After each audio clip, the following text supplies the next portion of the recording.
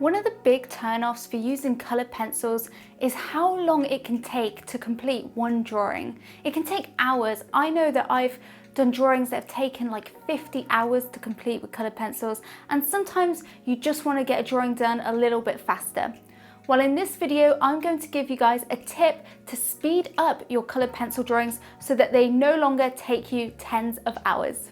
Hey everybody, welcome back to my channel. My name is Kirsty and my aim is to help you improve your art skills so that you can feel proud of the artwork that you create.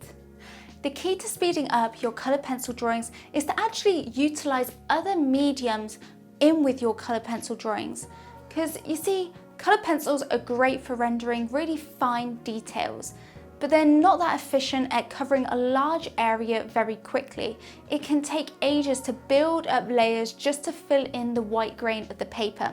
But if you add a base using a different medium, for example pastels, and you just go in and you add a quick underpainting, a quick base with pastels or watercolors or markers, something like that first, then you can go over the top with your colored pencils and really use them for what they're best for, which is defining details, creating lots of little textures. So I'm going to go through a demonstration of how I use pastel, and this is pan pastel, and I'm going to go through how I use it to actually speed up my colored pencil drawings. And I'm going to show you with two quick demonstrations. I'm going to go through how to do a quick lock of hair and then a really quick apple study. And these studies are just really going to show you the benefits of just applying a very quick, very simple base layer with these mediums before going in with your colored pencil. And the thing is, we're still going to do all of the magic with the colored pencils. You really don't need to be an expert in these other mediums to actually get some great results with this technique. You won't need too many different materials for this technique. The first thing that you'll need is the pastels. So I am using pan pastel, and you can use whatever pastels that you have or pastel pencils, but you don't have to use pastels for this. You can use watercolors or markers, whatever you have that's suitable for doing an underpainting and filling in the white grain of the paper really quickly. For the colored pencils, I'm just going to use my really small set of 12 Polychromos colored pencils. Once again, this technique will work with any colored pencils that you own. For the paper, I'm going to use the Strathmore Bristol Vellum 300 series paper, and this is great because it has enough texture to accept both the layers of pastel and also colored pencil on top. And then for blending the pastels, I am going to use my Soft Tool sponge applicator blenders. And a few other tools that I will be using is an eraser to show you that you can also lift up the colored pencils and the pastels if you make a mistake or you want to create some really nice highlights. And I'll also be using my X-Acto knife to create some texture in the hair study as well. But that is it for the materials, and now let's get started. Okay, so let's start with the lock of hair. And the first thing that you want to do is go in with the lightest color that you want to use for the pastels. So I'm going to start off with a cream tone because I'm doing a dark blonde lock of hair. And so you want to pick the first color to match the highlights in your reference image. So that is why I am using a cream tone, because this color is going to match the color of the highlights in the hair. I'm not worrying at the moment about where the shadows are. I'm just simply shading in this cream tone, applying it where the whole lock of hair is going to be. The next thing that I'm going to do is add a slightly darker color. Now this color isn't a shadowed color yet, but it's a bit more vibrant. So it's going to bring a bit more vibrancy to the drawing and also help to create some darker tones. And I'm just going to apply this colour to where the darker areas of the lock of hair are. So basically the only parts that I'm not applying this colour to are where the highlights are in the reference image. You can see that I'm actually being very messy. I'm not worrying about being too specific, and you definitely don't need to worry about adding any details for this step. We're just adding basic colors at the moment. We're blocking in the basic colors because remember, the details are going to be what we're going to use the colored pencils for.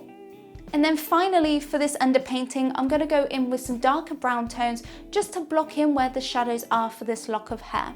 And so you won't really need to add this shadowed color to too many different areas. Now, once you've gone in and done your underpainting with pastels, you can see that we haven't got any of the white of the paper showing through, so we don't have to worry about any graininess. We can simply now enjoy going in with our colored pencils to render the detail and hair texture and to add in some flyaway hairs. So I'm going to start off by going in with a light brown tone, and I'm just adding in the hair texture by doing lots of line pencil strokes going in the direction the hair is going in, just to build up the volume of hair. You can also use different coloured pencils to bring more vibrancy to the study, and I am now going to go in and add in some even darker shadows using my really dark brown pencil. And this technique, as you can see, is much faster than having to build up all of your layers of shading from scratch with coloured pencils. If you want to add white over the top of the pastels, then I recommend using a paper that has got a lot of tooth so that the white coloured pencil can stick on top of the pastels and really show up. But that is why I recommend starting off with your first pastel colour as the highlighted colour that matches the lightest areas in your reference, so that you're not adding really dark tones and covering up those highlights. As some of you may know, one of my favourite things to do with coloured pencils is to use my X-Acto knife to actually go in and scratch in some details by scraping off that top layer of coloured pencils. It reveals the lighter layers underneath and gives you some really cool textures, especially for hair and fur. And the great thing about this technique is that you can still use this method. You can still go in with the X-Acto knife to lift up that top layer of coloured pencil, and it reveals the layer of pan pastel underneath. And as you can see, I've also added some lovely flyaway hairs around the edges of this lock of hair just to make it look more natural and not so uniformed. And so that is it for the lock of hair, and now let's move on to the apple study.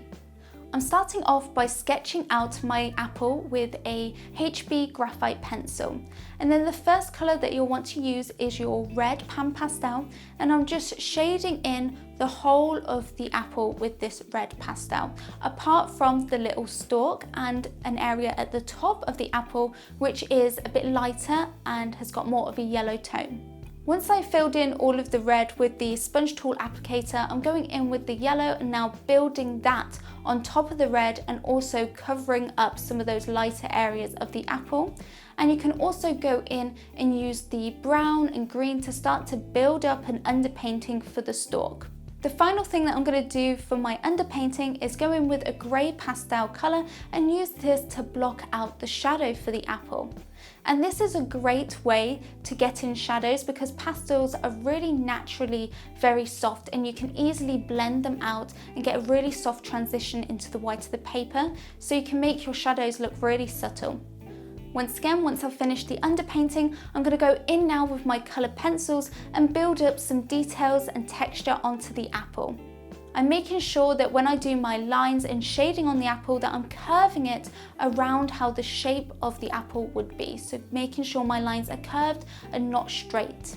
If you want to do a lot of work with the coloured pencils on top of the pastels, then I really recommend using a paper like Pastelmat, something that is probably meant for pastel drawing and has a lot of tooth to it and is almost like a sandpaper feel to it, so that it really can hold on to that pastel and then hold on to a lot of coloured pencil on top. I'm also going in with some dark brown to darken up the stalk and to define it a bit more, and the pencils are great for defining those fuzzy blurry edges because pastels, like I said, give very soft transitions, but in certain areas you may want to have more harsh transitions and cut-off points, so you can go in with your pencils to define things a little bit more. I'm adding yellows, reds, magentas and browns and greens to really define this apple even more, and I'm also going in with my black colour pencil as well as some magenta as well to define the shadow a little bit more and to darken that area up. But I also like to go in with my white pencil just to go in and brighten up where the highlights and the gleaming parts of the apple are, where the light is bouncing off the apple. And you can even use an eraser to lift up some of that colored pencil and pastel if you want to. So the great thing about this technique is that nothing's permanent. You can erase the colored pencil and you can erase the pastel if you make a mistake, so that's really good. So those were just a few quick demonstrations, but you can definitely apply this technique to a full-on drawing. So recently I did a drawing using this technique and I did an eye study, as you can see, and it's a really great way to create a really big drawing in just a couple of hours. I think this drawing only took me like 3 hours, and as you can see, it's quite detailed, and if you was just to do this with colored pencils, it would take so much longer than 3 hours. So that is my tip for how you can speed up your colored pencil drawings. Also, if you are interested in getting started with colored pencils, but you think to yourself, I don't know what colors to mix, I don't know what order to layer the colors in, and I just have no idea where to start, then you can get access to a free real-time colored pencil class where I take you through how to draw a study of some strawberries in real time, and you can follow along with me. A link to that class is at the top of the description, or you can check it out here and follow along with me and get all of the resources you need to give it a go yourself. Thank you guys so much for watching, and I will see you in the next video.